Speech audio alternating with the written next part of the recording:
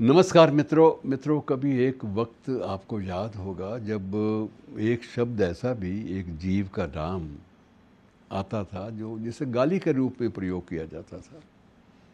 लेकिन अब यह है कि अब देश भर में सुर्खियों में जो फर्स्ट मास्ट हेड में भी उस शब्द ने अपनी जगह बनाई, चर्चा का विषय बना। संसद में, विधानसभाओं में, पत्रकार सम्मेलनों में उसका नाम लेकर चर्चा की गई और वो नाम है जो पहले सभ्य भाषा में जिसे कहते थे श्वान, लेकिन अब कुत्ता शब्द जो है वो एक सामान्य प्रयोग का शब्द हो गया है। और इसको लेकर देश भर में एक लंबी चौड़ी बहस भी चली और हाल ही में सर्वोच्च न्यायालय में भी इसी शब्द के माध्यम से ही बहुत सारी बातें, बहुत सारे फैसले वो भी आए हमारे सामने।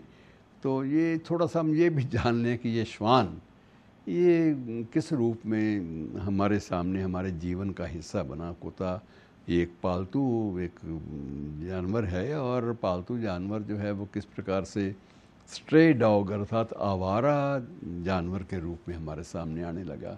मित्रों, मैं थोड़ा सा आपको ये भी बता दूं कि कुत्तों पर इन दिनों में लेख भी बड़े आए, आंकड़े बड़े आए, वक्तव्य बड़े आए, बयान बड़े आए, राष्ट्राध्यक्ष कई बीच में शामिल हुए, राज्यपालों की टिप्पणियाँ भी आईं, राष्ट्रीय स्तर के नेताओं की टिप्पणियाँ भी आईं। लेकिन इन दिनों में थोड़ा सा मैं वो फैज़ अहमद फैज़ की एक नज़्म है उसको भी याद करना चाहता हूँ। और वो नज़्म सिर्फ़ इन्हीं के बारे में है। वो नज़्म इस तरह से है, ये गलियों के आवारा बेकार कुत्ते कि बख्शा गया जिनको ज़ौक़े गदाई। गदाई का मतलब भीख मांगना, या गदाई का मतलब मांग कर खाना वाली बात हो जाती है कि टुकड़ा डाल दे तो खा लेंगे, नहीं टुकड़ा मिला तो उसके बाद चीना चपटी में भी कई बार आ जाते हैं कि ये गलियों के आवारा बेकार कुत्ते कि बख्शा गया जिनको ज़ौक़े गदाई। ज़माने की फटकार सरमाया इनका, जहाँ भर की धुतकार इनकी कमाई।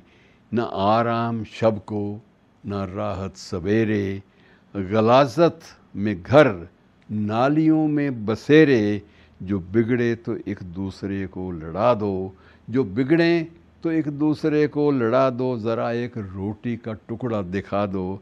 ये हर एक की ठोकरें खाने वाले, ये फाकों से उकता के मर जाने वाले। ये मज़लूम मखलूक गर सर उठाए तो इंसान सब सरकशी भूल जाए।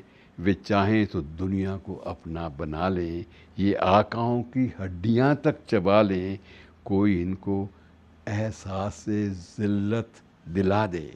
ये मतलब शायरी का एक देखो एक संदेश जो है वो अंत में क्लाइमैक्स में आता है कि कोई इनको एहसास से ज़िल्लत दिला दे, कोई इनकी सोई हुई दुम हिला दे, कोई इनकी सोई हुई दुम हिला दे। तो उसके बाद जो कुछ होता है वो आपके सामने है।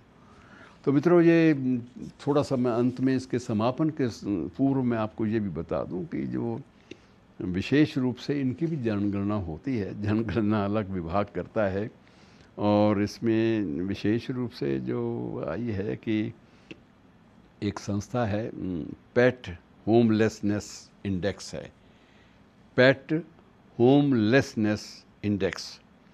उनके मुताबिक हमारे अपने देश में जो स्ट्रे डॉग हैं, जो आवारा जो डॉग हैं, आवारा कुत्ते हैं, मैं कुत्ते शब्द का इस्तेमाल अब भी प्रयोग करते हुए संकोच होता है। जो स्ट्रे डॉग, जो आवारा डॉग्स हैं, आवारा श्वान हैं, उनकी संख्या वर्ष 2024 के जो आंकड़े उनके अनुसार हमारे अपने देश में 6.2 करोड़ की उनकी संख्या है।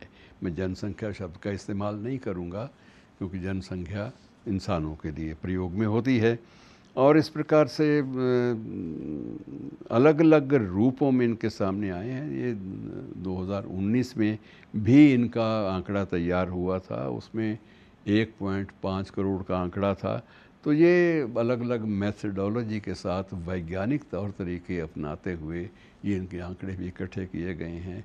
तो मित्रों, ये सूचनाएं थोड़ा सा इसलिए बांट ली हैं कि ये विषय हमारे जहन से उतरता ही नहीं। जिस शब्द का प्रयोग हम सामान्य रूप से करते हुए संकोच में पड़ जाते थे या पड़ जाते रहे हैं अब तक, उस शब्द का कैसे एक प्रकार से राष्ट्रीय चर्चा के मुद्दों में शिखर पर आ जाना, ये बड़ी विचित्र बात है। तो बहुत सारी विचित्र बातें आपस में बांट लेनी चाहिए। शुक्रिया।